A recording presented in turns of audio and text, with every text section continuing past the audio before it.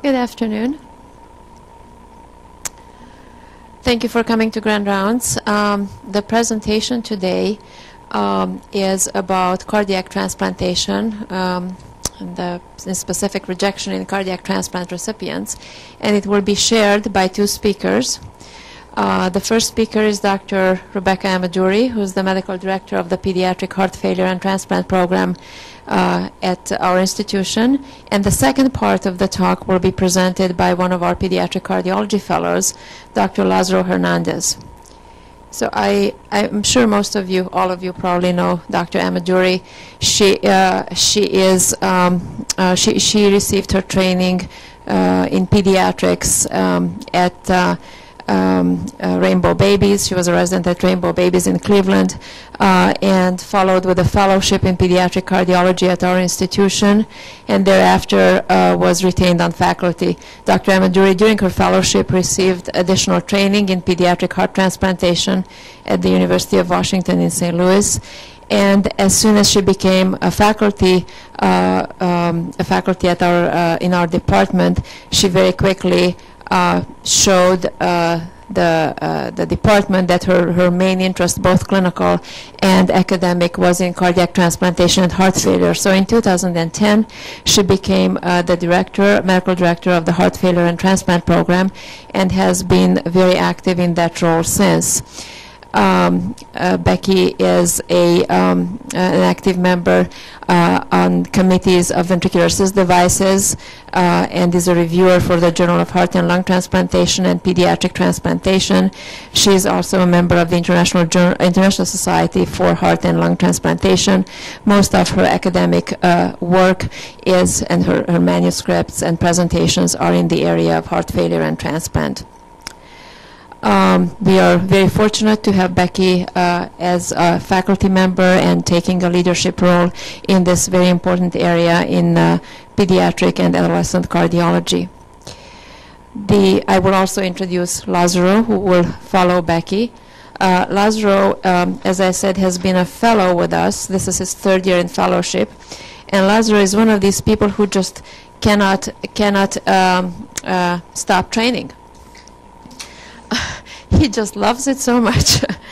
And he actually came to us as a fully trained pediatric cardiologist from Cuba. He did his medical school in Cuba and followed by a pediatric residency and a full pediatric cardiology fellowship and additional years in pediatric cardiac imaging. So a total of 5 years of training in this area in Cuba. And then he came to the United States and felt that he hadn't done enough pediatrics. So he did another pediatric residency between Miami, Florida and New York Presbyterian, followed by a complete fellowship in pediatric cardiology in our program. Lazaro has been very interested in a number of academic areas, but I think the most prominent in his area of scientific endeavors has been transplantation, primarily the imaging applications of defining or detecting rejection in cardiac transplantation. In addition, he is also involved in other projects regarding fluid dynamics in palliations of single ventricle patients and a number of other areas. But these are the two main foci, at least during the fellowship. He's well published. He has had so far 9 publications in peer-reviewed journals, and I am sure that going forward in his career, he will maintain a strong focus in imaging, and I think probably transplantation as well. At least this is the way he is planning to head forward. So I welcome both speakers and look forward to learning about transplant rejection in pediatric patients and comparing invasive and non-invasive methods to diagnose rejection. Becky? Thanks, Julia. Thank you for the wonderful introductions. So as Julia said, I'm going to start this talk out and kind of give you some background on rejection in cardiac transplant patients. And then Lazaro is going to talk in specifics about his research project. So the learning objectives for today, to identify heart transplant rejection in clinic patients. So for most of you that are general pediatricians, if you're seeing one of our patients in clinic, how to identify that this could be transplant rejection. Also to kind of understand the risks of heart transplant rejection. And finally, to compare invasive and non-invasive techniques to diagnose rejection. So what is the at-risk population? This is a slide from ISHLT, or the International Society of Heart and Lung Transplant. I'll present some data over time throughout this talk from ISHLT, which is they collect data on all of the heart and lung transplants that are performed. If we look at this, this is looking at volumes and then broken down by age.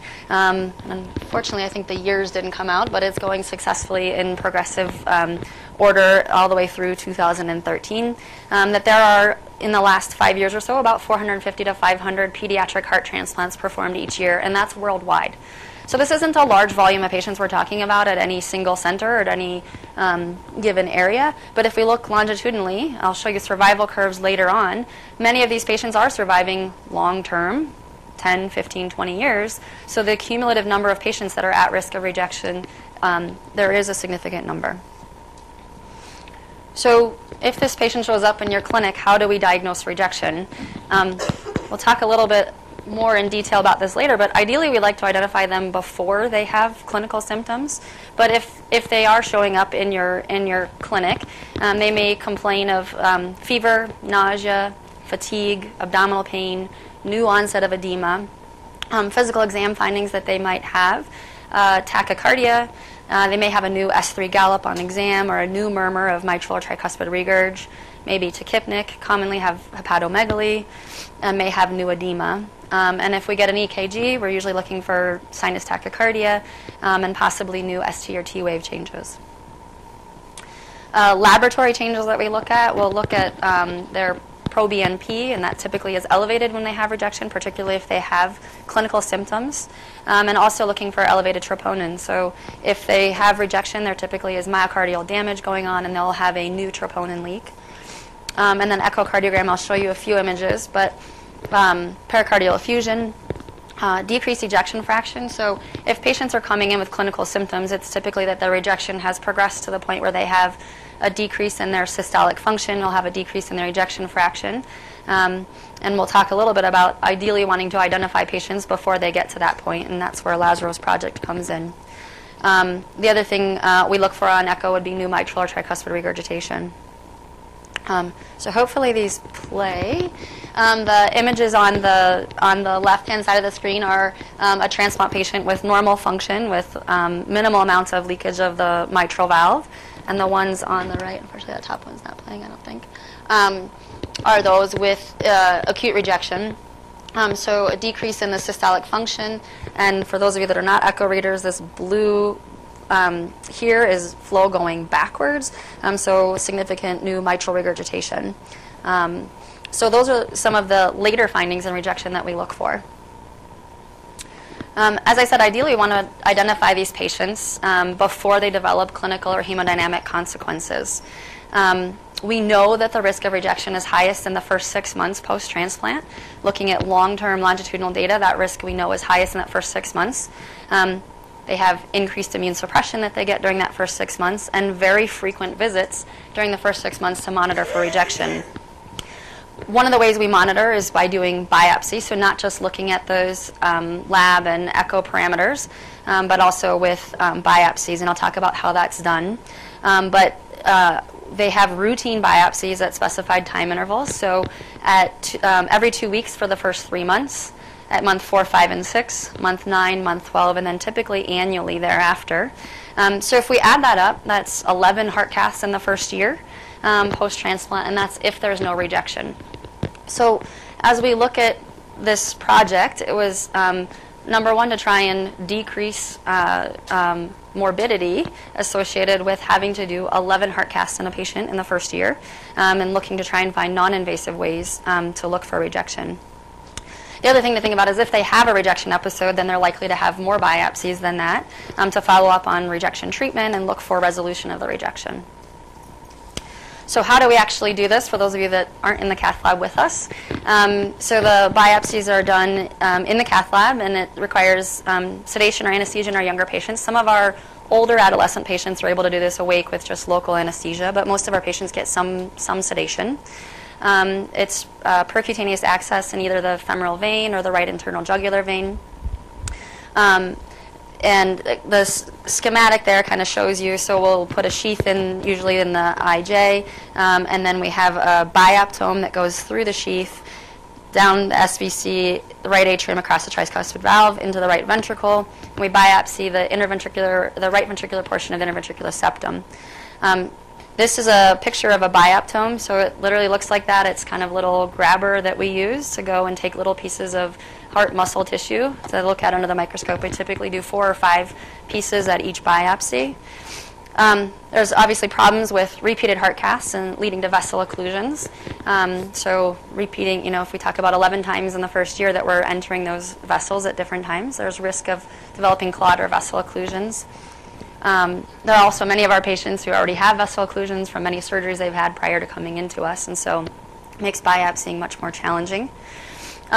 There's also risk of perforation, pericardial effusion, reported as about 1 to 3% of biopsies, although it's a higher risk in smaller patients. And we tend to follow more of our smaller patients non-invasively and not do biopsies because it is more technically challenging. So what do we do with those biopsies? There is a system for grading those biopsies developed by ISHLT. It was adopted in 1990 and then revised in 2004. For acute cellular rejection, there's grading. So basically grade 0 is no rejection. Everything looks perfect. Grade 1R, mild, or there's interstitial or perivascular infiltrate with up to 1 focus of myocyte damage. 2R is moderate, so 2 or more foci of infiltrate with myocyte damage, and 3R is severe, so diffuse infiltrate with multifocal myocyte damage, with or without edema, hemorrhage, or vasculitis. And we focused on this of talking about cellular rejection. There are other types of rejection we look at, something called antibody-mediated rejection. This system for grading the biopsies is looking only at cellular rejection, not looking at antibody-mediated rejection. We have other tests that we do to look for that.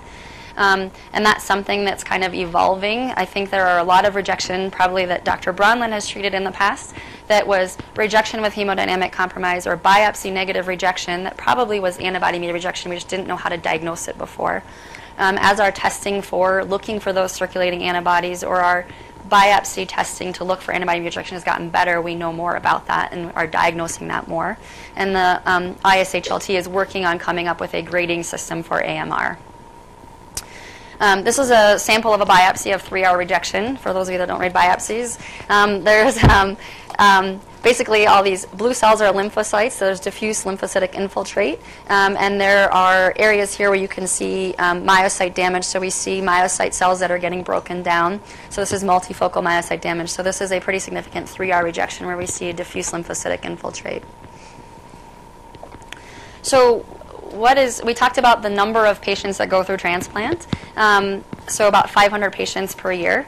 What is the incidence of rejection in those patients? So if we look at early rejection, which is defined as rejection within the first year post-transplant, it is a very common occurrence. There was a study from PHTS, the Pediatric Heart Transplant Study Group, which we are a part of, looking at patients from January 1993 to December of 2005. And they reviewed data from about 1,800 patients from 36 centers. They looked at 2 different eras during that time period and noticed that the incidence of rejection declined over those 13 years of data collection from about 60% in the initial period to about 40%, which was significant. The likelihood is that over that time period from 1993 till 2005, there have been significant changes in our immunosuppressive agents that we use and what we do for early immunosuppressive treatment. The mean number of episodes of rejection also fell, so from 1.19 per patient to 0.66 per patient.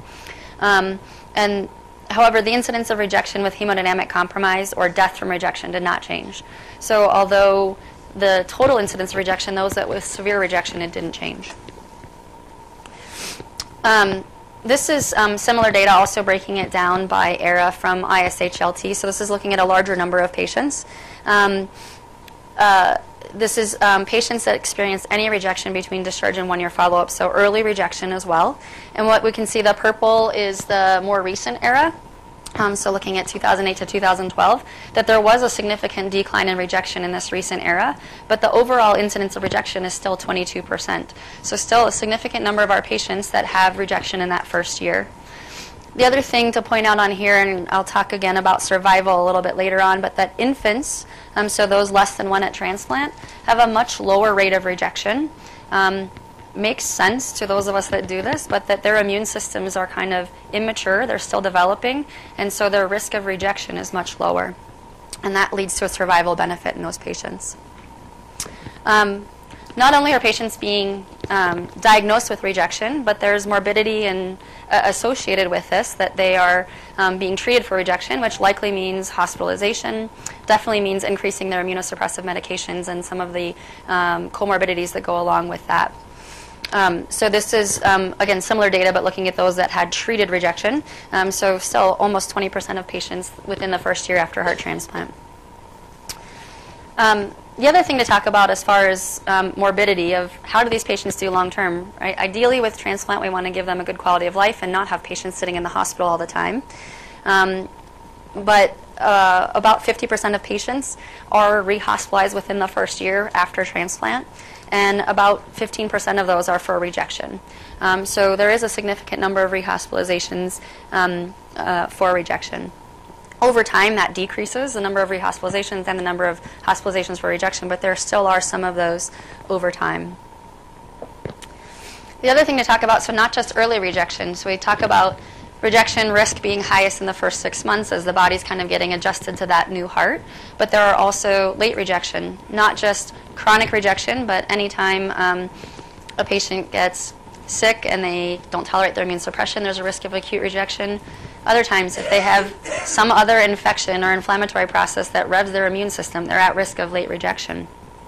So it's defined as rejection after 1 year post-transplant. This, again, was a PHTS study, which I headed up, from 1993 to 2007. We looked at almost 2,000 patients. And in this, we we looked at both early and late rejection, but rejection is a frequent event, almost 60% of the patients having rejection during the follow-up period. So different than that other study where they looked only at early rejection, this is any rejection early and late. Of those with rejection, 28% had only early, 11% had only late, and 22% had both early and late rejection. So once you've had rejection, you're at a significant risk. Late rejection was a frequent event, occurring in about 30% of the patients. And of those that had late rejection, it was commonly recurrent. So about 50% of the patients that had late rejection had recurrent late rejection. So these are patients that have ongoing problems with their rejection. These are figures from that paper that we did, but figure A is looking at 2 different eras that, similar to what we showed with the early rejection paper, we've also decreased the incidence of late rejection in the current era. And we've also decreased the incidence of recurrent late rejection in the current era, but that there is still a significant incidence of that. Excuse me. The bottom figure there is looking at risk of late rejection stratified by whether or not they had early rejection, and also looking at 2 different eras. So what we can see is that those that had early rejection had increased risks of late rejection in both eras. So the green and red lines there, that they had a decreased freedom from rejection if they had early rejection. Greater than 1 year post-transplant. So early being defined as rejection within the first year, late being any time after the first year that they have a rejection episode.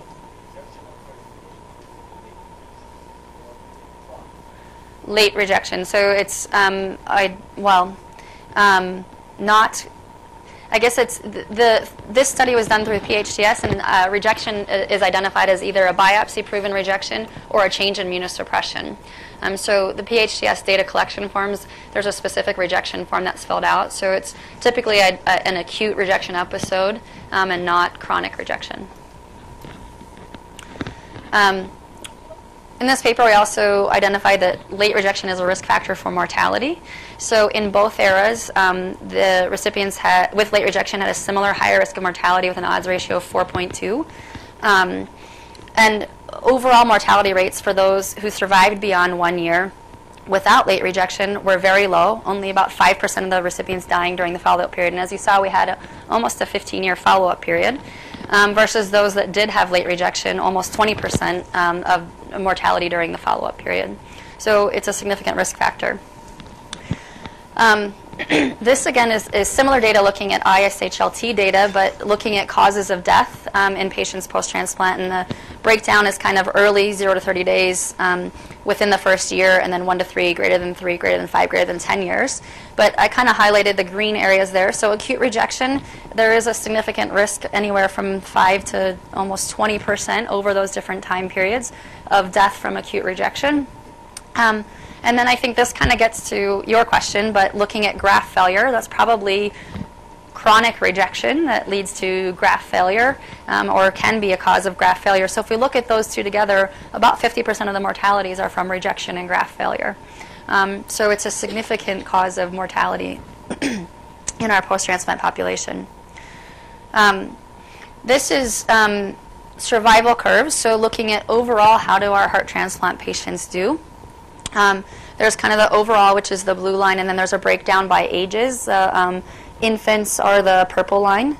Young children as the yellow, kind of older children is the red, and adolescents is the green. I think what you can see from this is that infants have a higher upfront mortality, but long-term do the best. So again, we talked about decreased risk of rejection in those patients. So long-term, those grafts tend to do well, but they have a higher risk of infection or surgical complications that lead to death early on, and late tend to do well. The other thing I like to report from this, people always ask me, well, how long are these hearts going to last? What's going to happen with these?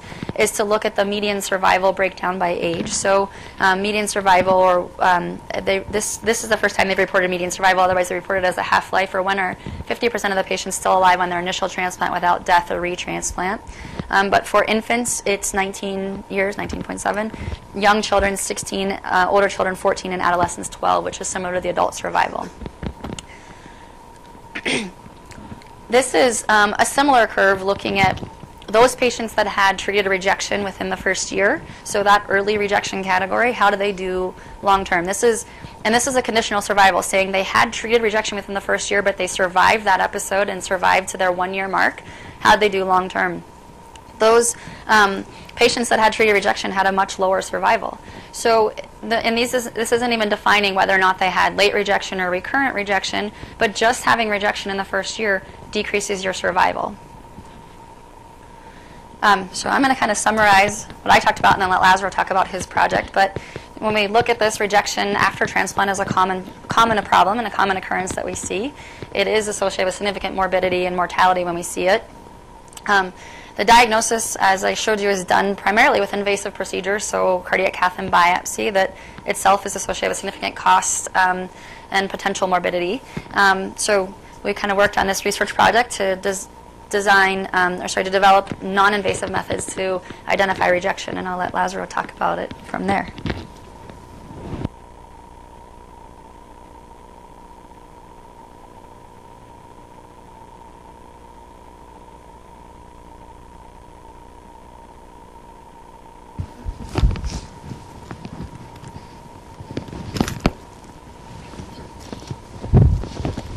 All right. Thank you for the introduction.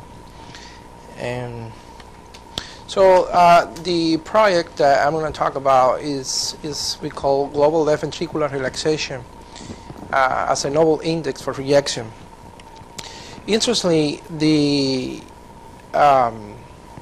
finding of a non-invasive index for rejection has been tried for many years, and one of the first group that started working on this, sorry, there's something here that is going to the next, was a group in Denver in the 1980s where they started looking for diastolic function in patients with heart transplant rejection. And there's no doubt that the diastolic parameters has been found to be more sensitive to detect early subclinical rejection than systolic parameter. And among those, the tissue Doppler imaging has been the pioneer that people have been studying for many years. What is TDI? So TDI stands for tissue Doppler imaging, and it measures the velocity, the relaxation velocity of the tissue in centimeter per second, where by convention the E primes represent the early diastolic velocity of the tissue, the A prime represent the late diastolic velocity, and the S prime the peak systolic velocity of the tissue. If we look at the natural history of the heart function after transplantation, Dr. Ameduri was mentioned, we can see here in the lower panel, this is represent the systolic function after transplant, and the upper panel represent the diastolic function. If we look at the time of the transplantation, the systolic function tends to normalize first, and the diastolic function normalizes after the systolic function does. So this question mark here is because there is no a real time, there is no a clear time in which you can say the diastolic function normalizes. The study that has been done looking for this, including ours, has found that it's approximately 90 to 180 days where the diastolic function tends to normalize. So once the systolic function and the diastolic functions are normal, if the patient develops rejection, as we can see here, the systolic function continues to be normal, where the diastolic function starts to decline. So it means that if we are going to try to find early rejection, we have to work on diastolic function. And at that time, the patient is asymptomatic. So there is no way without diastology that we can assess this patient in the daily basis. When the systolic function declines, of course, the patient starts with symptoms, and the 2D echocardiography is very easy to detect because they present with systolic dysfunction, but this is too late. So the left ventricular relaxation index, or LVRI, was conceived in an attempt to incorporate the relaxation velocity of the cardiac tissue into a single calculation using the E prime peak velocity in centimeter per second of the lateral wall of the left ventricle in 4-chamber view, the interventricular septum in 4-chamber view, the posterior wall of the left ventricle, and the posterior wall thinning. And this is the percentage of thinning on the posterior wall into a calculation where the LVRI was calculated using the E prime, the sum of the E prime in the numerator of the lateral wall, the septum, and the posterior wall divided by the percentage of thinning of the posterior wall thinning. So the rationale behind this formula was that all the studies that have been done so far have included the specific point of relaxation in the ventricle. And we tried to create a multi-regional analysis of the left ventricle in an area where we can detect abnormal relaxation in different points. And that's why we use the sum of the three E primes. This represents a specific area where the E prime peak velocity was measured. 8 represent the interventricular septum, B represent the lateral wall of the left ventricle, and C the posterior wall of the left ventricle. So if we look at this posterior wall, basically we are calculating the relaxation velocity in this point, which is the posterior wall. This is the lateral wall, and this is the interventricular septum. So it's a multi-regional analysis, which it was supposed to be more accurate. The principle behind this is if we look at the myocardium deformation, there have been described 4 types of myocardial deformation. Basically, the 4th is being described very recent, and that is the sum of the longitudinal and the circumferential deformation. But basically, the 3 main type of myocardial deformations are the longitudinal deformation of the myocardium, the circumferential deformation, and the radial deformation. In our study, we took into account the longitudinal deformation with the E' of the lateral wall and the septum of the interventricular septum, and the radial deformation, which is the posterior wall of the left ventricle. The echocardiographic tool that is used to assess the radial deformation is called ventricular torsion, and has been studied also in this patient population, but we did not include that one in our study. So the purpose of the study was to compare the LVRI in patient post-transplant without rejection to a normal pediatric population, evaluate the sensitivity and specificity of the LVRI in detecting patients with biopsies 1R to 3R, assess the precision of the LVRI in differentiated 1R from 2R to 3R biopsies, and evaluate the response of the LVRI to treatment of rejection. Baker already mentioned what 1R and 2R and 3R means. So the echocardiogram were performed within 24 hours prior to the cardiac catheterization and the myocardial biopsy. The echocardiographers and the echocardiologists were blind to the result of the myocardial biopsies. And the patients in the control group, the echo were performed in the outpatient clinic. The myocardial biopsy was performed, followed the institutional standard protocol, where 4 or 5 samples of RV, as Becky showed before, were sent to the pathology lab, and they were also blind to the echo results. So going over the study design, it was a prospective study which started in September 2012 to present. So this is just a preliminary data. We have more data we have collected and we have to analyze here. But this is just preliminary data. We included a total of 45 patients with heart transplant and 50 control, which is a total of 95 patients. The transplant patients were divided in less than 90 days of the transplantation, or a patient that came for a myocardial biopsy, either for a regular follow-up or for evidence of rejection. So of the total of 45 patients with transplant, 13 patients underwent transplantation during the study period, the first analysis I mentioned, and they were included in a group that less than 90 days. 22 patients that underwent a myocardial biopsy, the result was 0R. 5 patients had biopsy in 1R, and 5 patients had biopsies in 2R to 3R. The patient with endomyocardial biopsy 2R to 3R had a second echo after the treatment for rejection, and for the 13 patients with they were included in the study during the first 90 days, 7 of them had a second echo after 90 days post-transplantation. Again, we have more data that we have to analyze and see where they are now, but this is just a preliminary analysis. As we can see here, any study done in transplant patient in pediatric population, the big issue is the number of patients that is not significantly high. So demographically, the mean age of the transplant group was 13 years plus minus 5.9 years, and in control group was 12 years plus minus 5.3 years. And the most common reason for transplantation was congenital heart disease in 51% of cases, followed by dilated cardiomyopathy. This is an example of the TDI in patients with rejection and before and after treatment.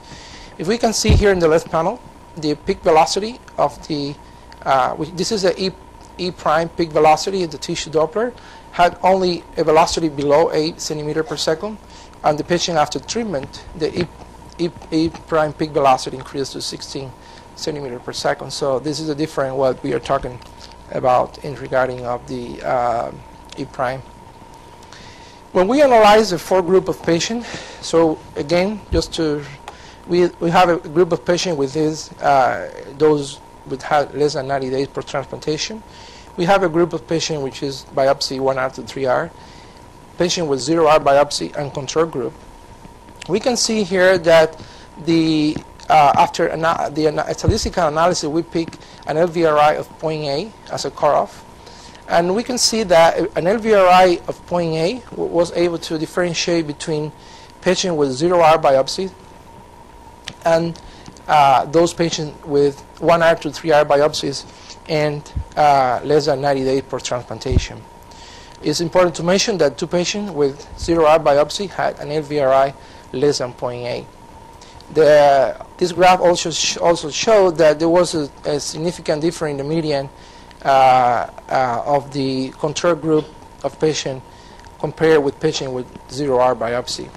And there was no any statistically difference between the early group of patients with less than 90 days and those with 1R to 3R endomyocardial biopsy. And this is not surprising, taking into account that this is a diastolic parameter, what we are using, and we know beforehand, as I show you the natural history of the heart function, that the diastolic function is impaired during the first 90 days. So that's probably why this tool could not be probably used during the first 90 days after transplantation.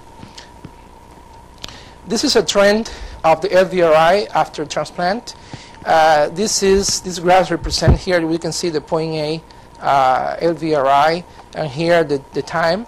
And these patients, after 90 days, the LVRI went beyond the 0.8. The LVRI went beyond 0.8 after 90 days post-transplantation. If we look at the red line, this is a patient that had 3 observations. We can probably infer that the recovery of the diastolic function after transplantation maybe is not linear. This graph represents the separation of the patient with endomyocardial biopsy in 0R, 1R, and 3R. And we can see here that patient with 0R biopsy had a higher, I'm sorry, this is going to the next by itself. So the LVRI was higher than 0.8 in those patients with 0R biopsy. And of course, the lower LVRI was obtained in those with 2R to 3R biopsy. And it's important to mention this is a very small number of patients. We are now putting more data here to see if that's true. But it's surprising that we don't treat patients with 1R in the myocardium, 1R rejection. So, but it's important to mention that probably those patients have not a normal diastolic function either. This is a LVRI after therapy. So these are the 5 patients with 2R to 3R endomyocardial biopsy after treatment. 2 patients underwent a second echo at 4 weeks, and 3 patients underwent the second echo after 2 weeks. And probably we can infer, and that is something that we have observed in the new data that we have collected, that probably depending on the type of rejection, the recovery of the diastolic function usually happens between 2 to 4 weeks after transplantation. We wanted to know if patients that have never had rejection in their life had a similar relaxation that control. And this is a Cruz-Kowalik test comparing the median of both groups, and we can see there was significantly difference between patients that never had rejection with those with control group, meaning that probably the diastolic function never reaches the normal value, even in the absence of rejection. The results study the endomyocardial biopsy 0R patient with those have less LVRI than normal control group. Probably the diastolic function may never recover to a normal control, as I mentioned, in the absence of rejection in transplant patients. So the endomyocardial biopsy 1R to 3R patient within this group have a lower LVRI than those with endomyocardial biopsy 0R. And of course, the endomyocardial biopsy 2R to 3R group has also lower LVRI than those with endomyocardial biopsy 1R. And then the LVRI recovered after the treatment for rejection, and we saw patient within 3 months of transplantation had an LVRI similar to patient with endomyocardial biopsy 1R to 3R, so there was not statistically different, and that probably explained because of the natural history of the diastolic function. And the LVRI significantly increased after 3 months post-transplantation. Using an LVRI of 0.8 to detect endomyocardial biopsy 1R to 3R, We found sensitivity of 100% and a specificity of 90%, with a false positive result in 10%. So we are going to send patients for cath lab or biopsy in 10% of patients with no rejection. And the LVRI has a very strong predictive ability to detect diastolic dysfunction with C statistic and R squared value of 0.99 and 0.9 respectively. As a conclusion of this study, the LVRI, a novel TDI index of global left ventricular diastolic dysfunction, appears to be sensitive and specific for detecting rejection in children beyond 3 months post-transplantation. So the future direction that we are moving, we are working with several other clinical sites to validate these findings. So we are now adding more patients from other centers in order to validate this. Probably the LVRI is going to be a different number when we add more patients, depending what we want to achieve. Tracking LVRI in individual patients to identify individual difference. So one important thing is here that even though we use 0.8 for as a cutoff for rejection, the most important thing is the trend of the same patient in different visits. So if we have a patient that have one day 0.9 in multiple times and one day have 1.8, we can say, well, it's still within normal limits, but it's trending down. So we have to pay more attention in those changes. And then again, evaluating in the large patient population, and we are probably consider changing the practice. There are many places that are trying to change the practice from biopsy to non-invasive, and this is, I think, a great opportunity for us to go into that direction. Thank you very much.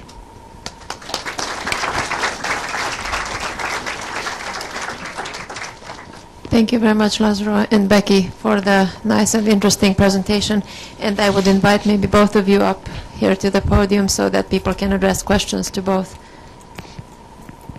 Lazaro, yeah.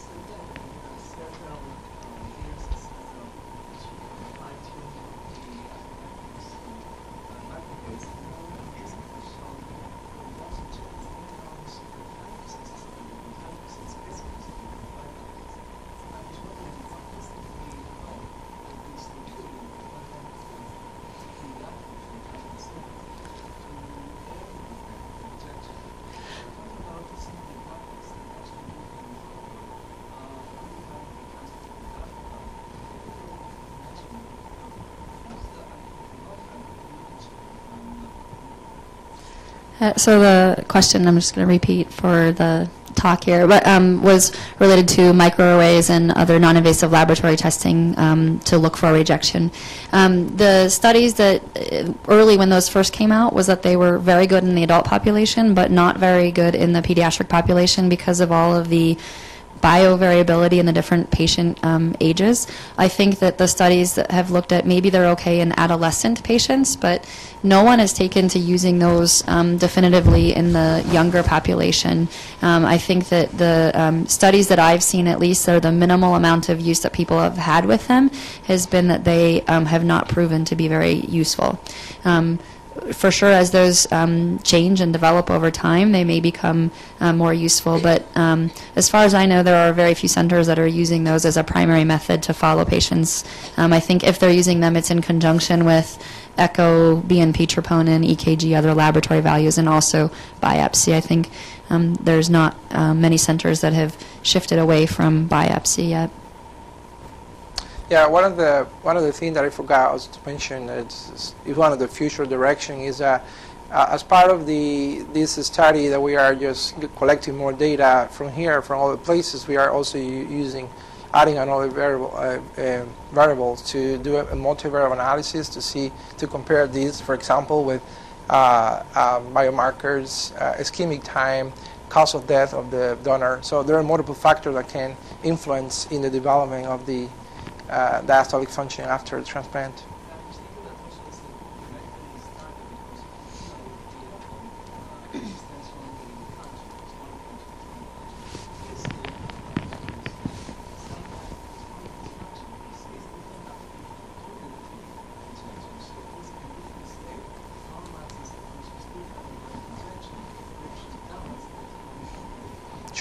Sure. I think the hard part, too, as I mentioned, is that this probably doesn't address AMR at all. And what we're looking at, that some of those patients that we're seeing that have an abnormal LVRI may have early AMR, and that could be contributing to their diastolic dysfunction. Yeah.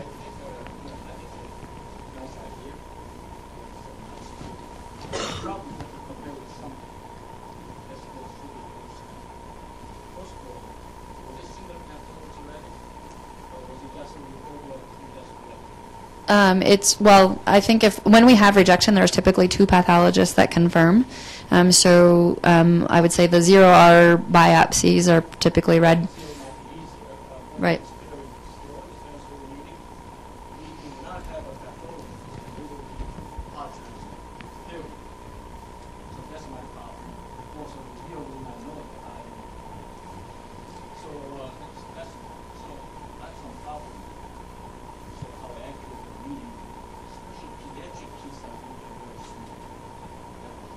Yeah.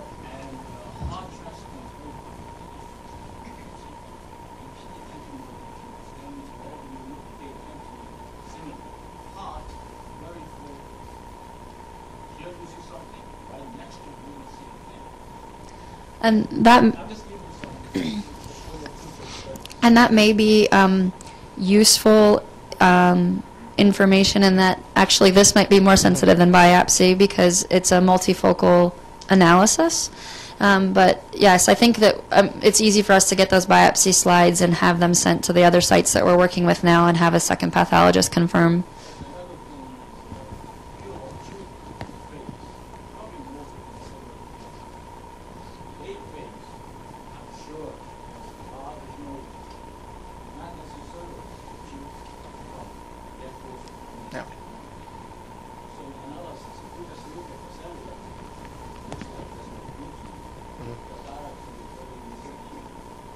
Yeah, I think.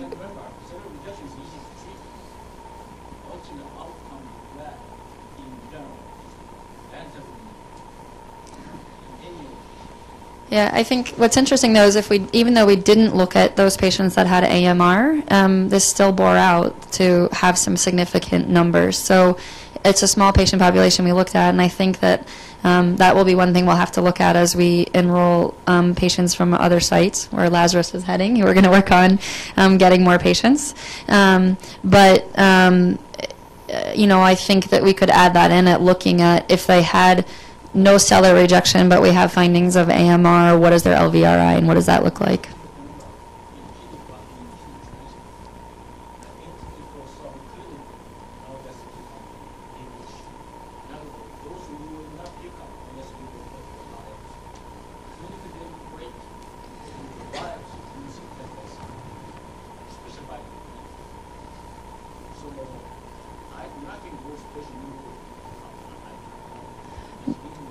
Yeah.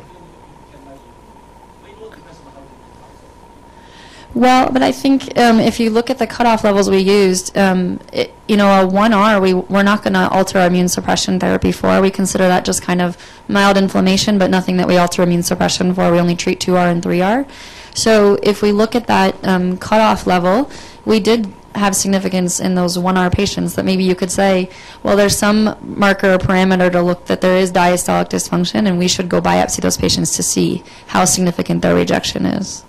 So, I mean, we're not at the point of saying that this is a definitive tool to use, but I think that it's a nice marker that we can potentially use to decrease the number of biopsies we're having to do. I think clearly those patients that have an LVRI, above 0.8, 0.9, that they are very low risk of having rejection. We'll prove that when we get more numbers, but I think it's... one of the things that we have faced is that in patients with antibody-mediated rejection after a heart transplant, they usually present with significant clinical deterioration, with left ventricular systolic dysfunction, and those are very easy to address.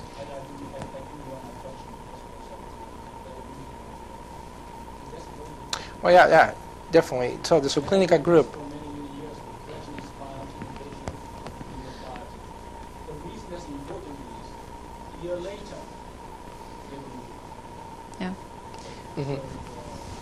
Yeah, I think, and again, this was using this in conjunction with other testing. So we're monitoring PRAs a lot more often now as well, and looking for presence of donor-specific antibodies. And I think that we're jumping on biopsying those patients earlier if we've seen development of new donor-specific antibodies. So I think it's something to use in conjunction with that to look. But it's just one of many tools that we use. Yep.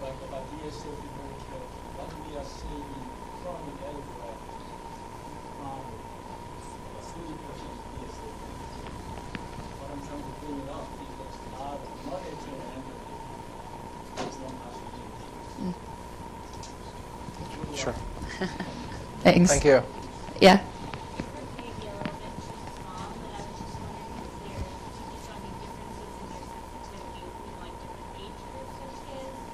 Yeah. Yeah.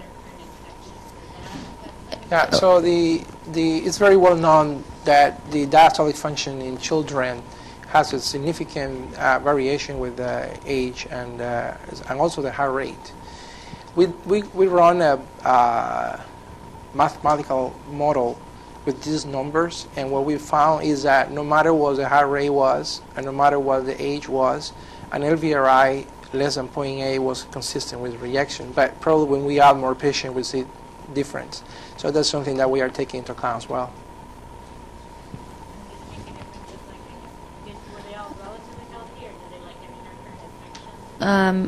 We didn't look at that we data. didn't look at that.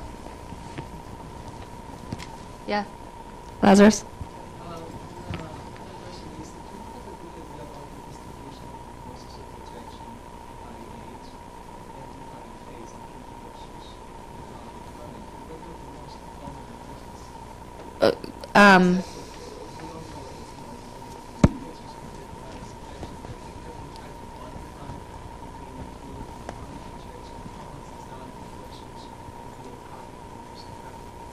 In our patient population or in general? Well, I mean, I think the data that I presented talked about early and late rejection, but as far as risk factor, both of those papers that I presented from PHTS look at risk factors for early and late rejection. So that data is out there. I didn't present it today just for time constraints so that Lazaro could present his data, but that data is out there. A lot of it has to do with recipient diagnosis, recipient PRA, donor cause of death, donor ischemic time. Those all tend to bear out as risk factors for rejection. So that data is out there, and that has been looked at in both the PHTS population as well as the ISHLT data. Carl.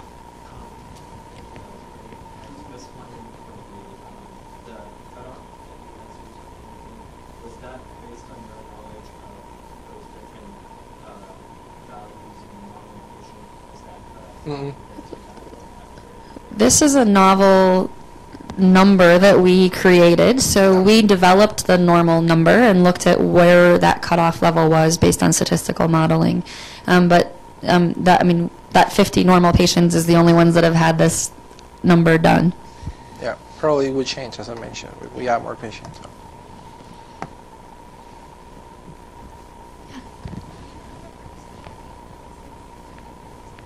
Yeah, we assessed the intra-observer and inter-observer variability. It was about 3 to 5%. So it's about the standard of acceptable. Dr. Moeller, did you have a question?